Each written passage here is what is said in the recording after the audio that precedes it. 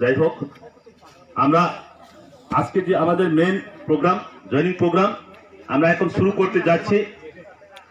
প্রত্যেক দিনের নেই, আজকে পেশারতল 59 ST কনস্টিটুয়েন্সির অন্তর্গত সোনারামপাড়া এডিসি ভিলেজে আজকেও আমাদের একটা যোগদান সভা আয়োজন করা হয়।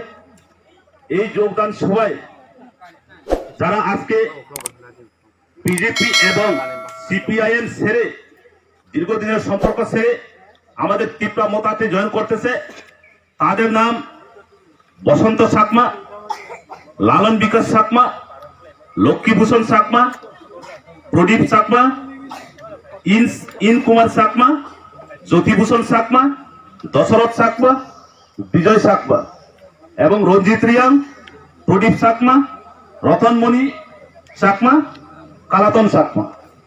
টোটাল 12 পরিবারের 46 ভোটার আজকে আমাদের ত্রিপুরা মোতা দলে সামিল হলো এবং এই যোগদান সভায় আমাদের এখানে উপস্থিত ওয়াইটিএফ ভাইস প্রেসিডেন্ট সাধন সাকমা মহাশয়, উনি তাদেরকে সাদরে গ্রহণ করার জন্য আমি অনুরোধ করছি।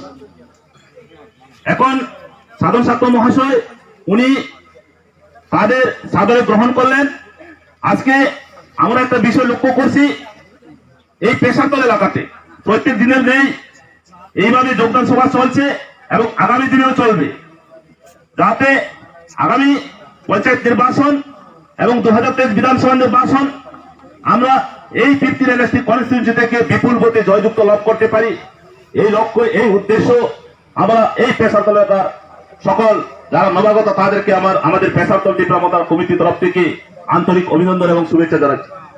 যাই হোক, সবাইকে নমস্কার। ত্রিপুরা মোতা লং লেট, মহারাজা আয়ু লোকতো, ভূভাগা আয়ু লোকতো, ত্রিপুরা মোতা আয়ু লোকতো, ভূভাগা আয়ু লোকতো, ভিক্ষেরাঙ্গল আয়ু লোকতো, ভিক্ষেরাঙ্গল আয়ু লোকতো, যতন কাকসাহাং। সবাইকে নমস্কার।